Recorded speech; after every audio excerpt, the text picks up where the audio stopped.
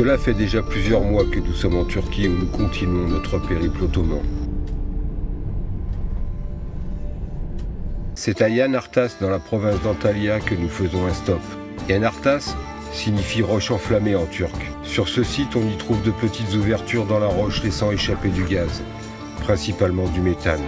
Un temple a été dédié à Héphaïstos. Le dieu du feu, des forges et des volcans ne pouvait se trouver à un meilleur endroit. Dans l'Antiquité, les marins se servaient de ces lueurs pour naviguer. De nos jours, il sert à faire le thé. Nous, on s'en sert pour griller les chamallows. Les temps changent.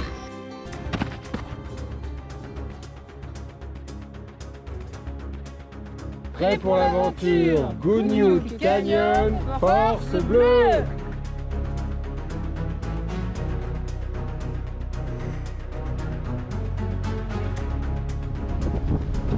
Toujours dans la province d'Antalya, c'est à Kemer, à Gougnoud Canyon, que nous allons faire les fous.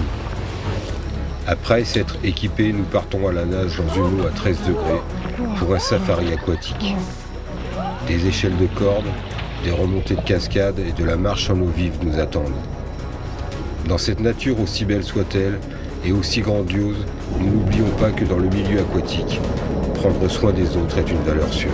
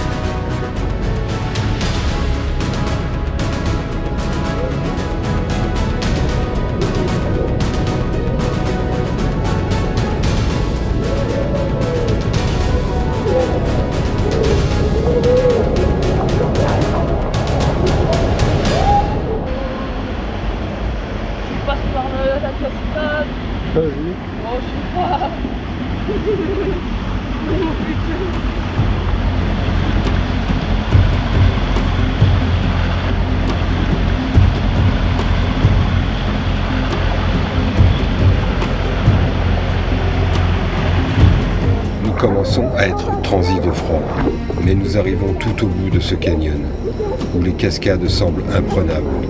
Et on peut le dire, c'est quand même avec une grande fierté que nous posons nos mains sur ce caillou qui nous semblait inaccessible. On ne peut y rester indéfiniment car les corps sont tétanisés par le froid et il reste encore le retour.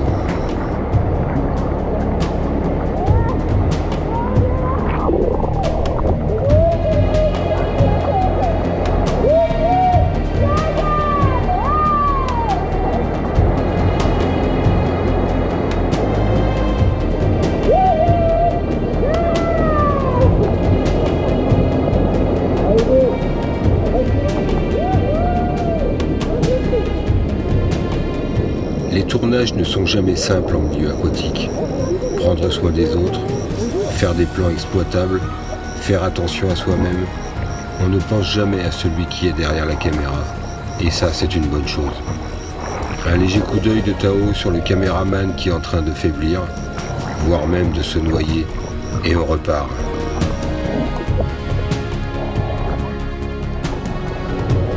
Tout le monde est fourbu, glacé, mais très content d'avoir été au bout de soi-même.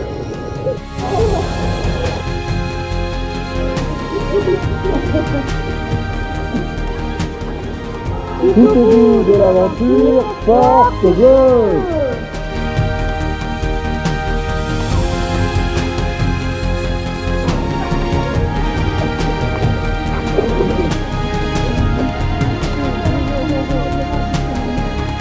Oh, j'arrive! Après avoir échappé à la noyade, un petit moment de détente pour moi afin de faire sécher les fringues au plus vite.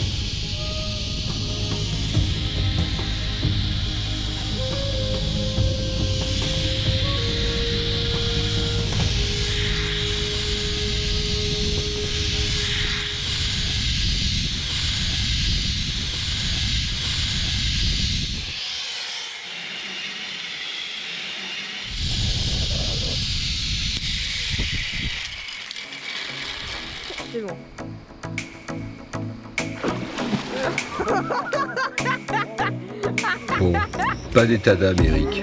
On passe au concours de plongeon dans un décor de rêve. Comment tu te sens, maman? Waouh! Alors là, une émotion intense, c'était vertigineux parce que j'ai plongé de très très haut et j'avais peur, j'avais très peur. Ça, c'est du plongeon. Alors j'ai regardé mon frère et ma mère et en fait j'ai vu ces deux candidats extrêmement forts et donc je vais faire une combinaison des deux. 3, 2, 1.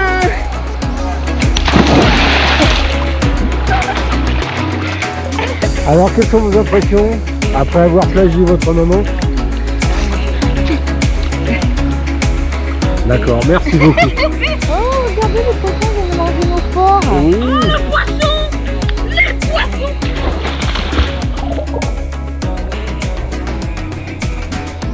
Petit moment de décrassage avec les poissons nettoyeurs et ensuite petite frayeur pour Jo qui se sent pas bien dans ce boyau souterrain. Ouais, vas-y, moi j'y vais pas. Mais putain, mais bon. Non, mais j'y vais pas, moi. Moi, qui ai plus peur, moi. C'est bon, moi. Après, il y en a marre, on voit rien. C'est de l'eau.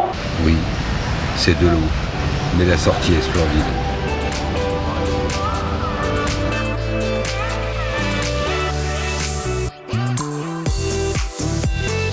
Après tout ça, du repos sur la plage et du fun dans un monde où l'endroit et l'envers ne font qu'un.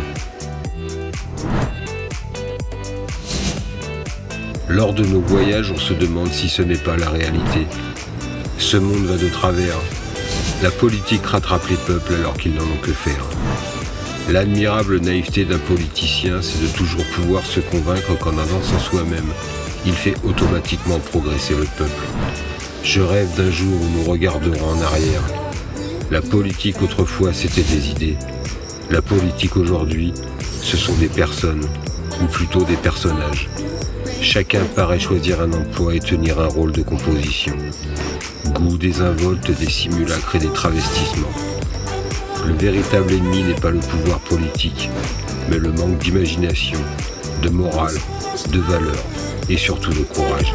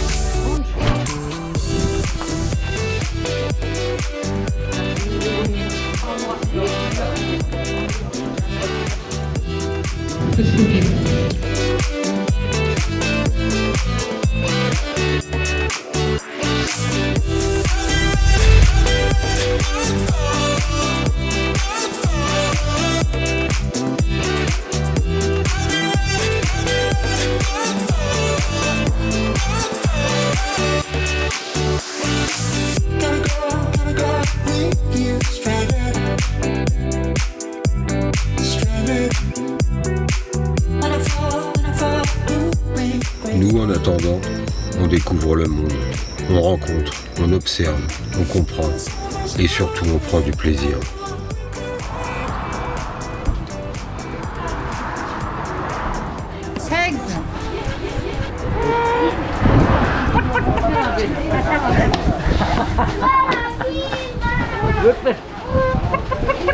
Toilet. Non. Yumurta, aya. Yumurta. Yumurta mı alacağım? Yumurta, aya. Dur. Oui, yumurta. Nerede var yumurta? Fatma'da vardır. Asma'yı gönderir de olsun. Toile. J'attends qu'il aille me chercher les œufs de la cocotte. Hadi olmasın. Geçme. 12 lira, Yeah. 8 lira. Domates kaç? 5. Abam kaç para? Bah tu vois, en parlant de plaisir, en voilà un endroit au milieu de nulle part dans une nature encore préservée.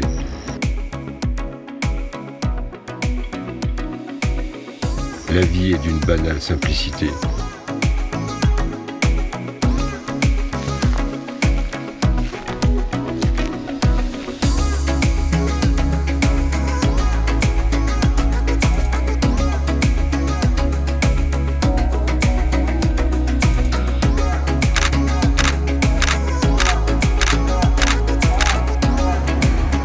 Après plusieurs semaines de vadrouille, nous sommes confrontés à la société de consommation qui privilégie l'avoir au détriment de l'être. Nous restons hagards et fuyons ces endroits malsains.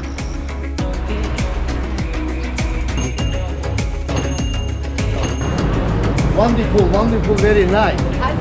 Aziz.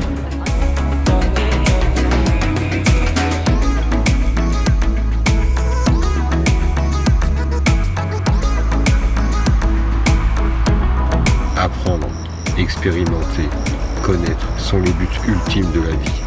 Le reste n'est que poudre aux yeux, futilité, puérilité et sans intérêt.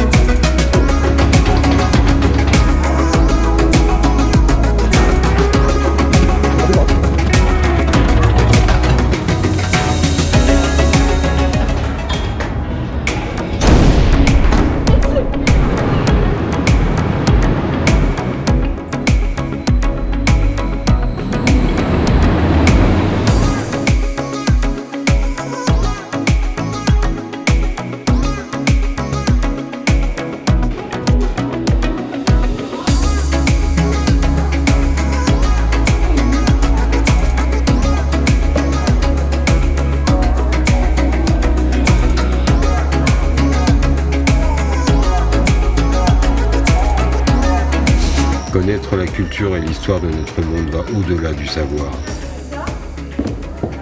C'est donner de l'importance à ceux qui nous reçoivent et nous permettent de comprendre qui ils sont vraiment. Nous entrons dans un lieu sacré pour les musulmans, le musée Mevlana qui abritait autrefois la loge des derviches tourneurs, Mevlevis. Cet ordre soufi, inspiré par le grand penseur et poète mystique persan Jalal al-Din Rumi, appelé aussi Mevlana, était encore bien plus célèbre en dehors de la Turquie par sa poésie. Il est l'un des penseurs les plus lus sur la planète par les musulmans, avec entre autres son célèbre poème Matwani de 25 000 vers. Mevlana Rumi est vénéré comme un saint, et son mausolée est un lieu saint. Ses paroles prêchant la tolérance et l'acceptation sont reconnues de tous. L'un de ses versets les plus célèbres disant « Venez, qui que vous soyez, venez, même si vous êtes un infidèle, un païen ou un adorateur du feu, venez. Notre ordre n'est pas une fraternité de désespoir. Même si vous avez rompu vos vœux de repentance 100 fois, venez. » Les musulmans affluent ici pour rendre hommage à l'un des plus grands penseurs mystiques religieux de la Turquie et du monde pour se prosterner devant sa relique. Et t'es où là ? Bah là je suis en Turquie, à Konya. Pendant que les images de Konya by Night défilent sous tes yeux, je vais te donner quelques infos sur le soufisme. Le soufisme désigne les pratiques ésotériques et mystiques de l'islam visant la purification de l'âme. Il s'agit d'une voie d'élévation spirituelle par le biais d'une initiation au sein d'une tarika. Ce terme désigne une confrérie rassemblant les fidèles autour d'un maître spirituel. Le soufisme trouve ses fondements dans la révélation coranique et dans l'exemple de Mahomet.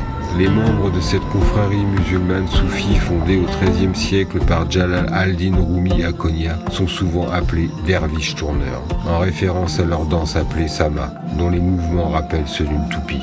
Le sama fait partie des pratiques spirituelles du soufisme, parmi lesquelles on trouve notamment les invocations des noms divins. Ces états intérieurs accentués par la danse sont les effets de l'ivresse spirituelle qui se traduit par une sensation de submersion et un oubli de soi-même. Ainsi, l'audition mystique agit-elle comme un remède pour les âmes et une nourriture pour les cœurs. Les derviches tourneurs se déplacent d'abord avec lenteur et font 3 fois le tour de la piste. Chaque derviche se tourne vers celui qui est derrière lui, et tous deux s'inclinent avant de reprendre leur circonvolution. Ce déplacement est le symbole des amérantes. Et quand ils s'arrêtent, Les derviches, en un geste triomphal, laissent tomber leur manteau noir dévoilant leurs vêtements blancs. La chute du manteau est celle de l'illusion. Quand le manteau noir qui représente l'enveloppe charnelle est abandonné, c'est la résurrection. Les derviches, bras croisés sur la poitrine, mains sur les épaules, se mettent à tourner lentement sur eux-mêmes puis écartent les bras. La main droite tournée vers le ciel pour récolter la grâce de Dieu et la main gauche tournée vers le sol pour la dispenser vers les autres.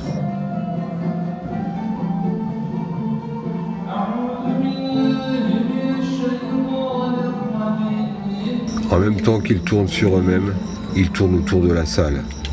Ce double tour figure la loi de l'univers. L'homme tourne autour de son centre, son cœur et les astres gravitent autour du soleil.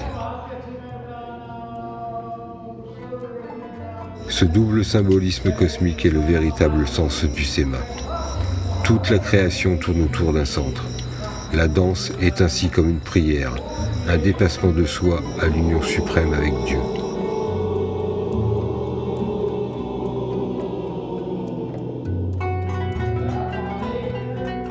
Le cercle est également le symbole de la loi religieuse qui embrasse la communauté musulmane tout entière et ses rayons symbolisent les chemins menant au centre où se trouve la vérité suprême, le Dieu unique qui est l'essence même de l'islam.